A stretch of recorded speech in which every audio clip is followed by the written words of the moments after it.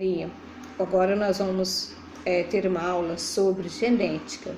Eu já gravei uma sobre a primeira lei de Mendel e depois eu vou dar continuidade à segunda lei de Mendel. Mas agora eu trouxe para vocês as interações gênicas. O que é uma interação? É uma junção, uma comunicação. E o que seria uma interação gênica? É uma interação entre cromossomos não alelos, ou seja, cromossomos que não estão no mesmo par, que não são parzinhos. E aí, uma dessas interações podem depender de dois pares de cromossomos não alelos para determinar uma única característica. Eu vou tentar falar bem devagar, porque é um conteúdo um pouquinho complicado. Mas como a gente está de quarentena, mas o Enem não vai parar, a gente tem que continuar estudando, gente. Então, vamos lá. Um exemplo dessa interação gênica é a determinação da crista dos galináceos, sabe? A crista, aquele negocinho que tem em cima da cabeça do galo, sabe? Aquele, vamos dizer assim, um volume que tem assim na cabeça do galo, para ficar mais fácil para entender. Depois, no finalzinho dessa aula, eu vou tentar colocar algumas imagens para facilitar a compreensão de vocês.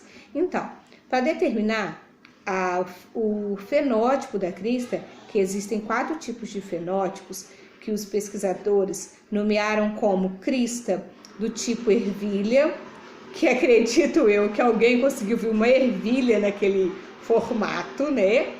A crista tipo uma rosa, juro pra vocês, eu não acho que tem parece uma rosa, mas quem estudou essa característica genética visualizou como uma rosa, formato de uma rosa, na crista de um galo, né, gente? Olha só.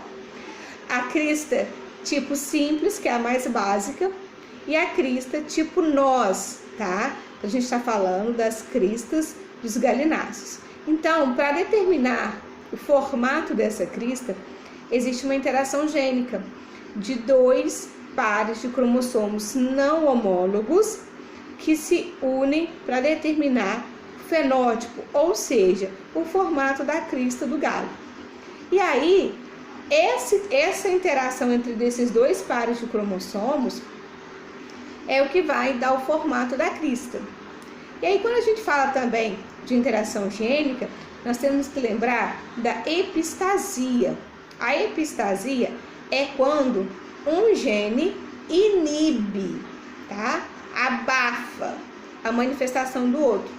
E a epistasia pode ser dominante, quando um dominante inibe a manifestação dos outros genótipos, ou ser recessiva. Só que o legal é lembrar que quando ela é recessiva, gente, o par tem que estar presente no genótipo para impedir a manifestação do fenótipos dos outros genes.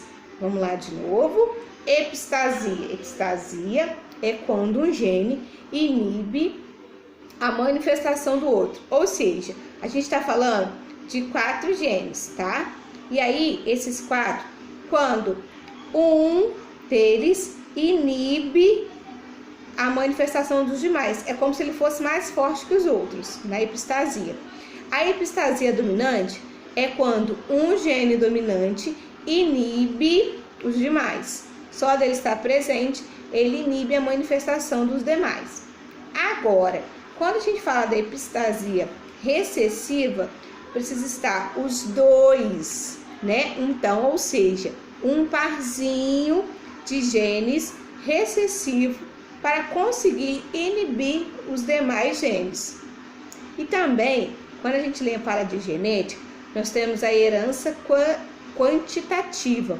O que é a herança quantitativa?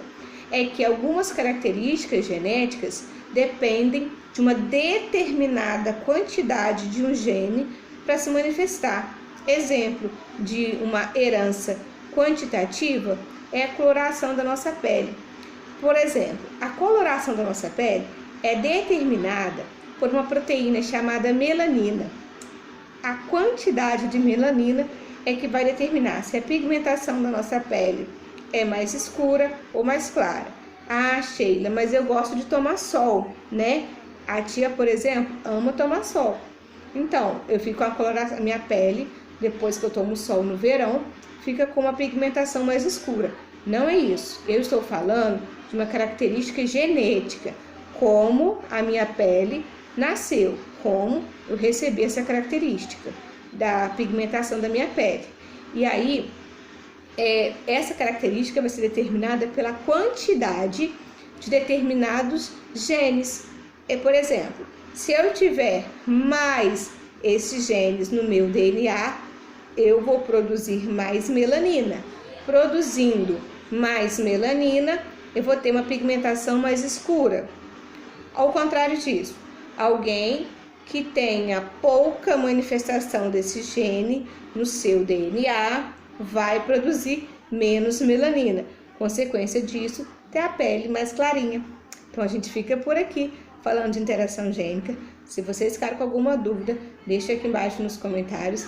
Dê uma moral aí pra tia e siga a gente lá no nosso canal para você receber assim que eu gravar um vídeo novo. Vão lá e até mais.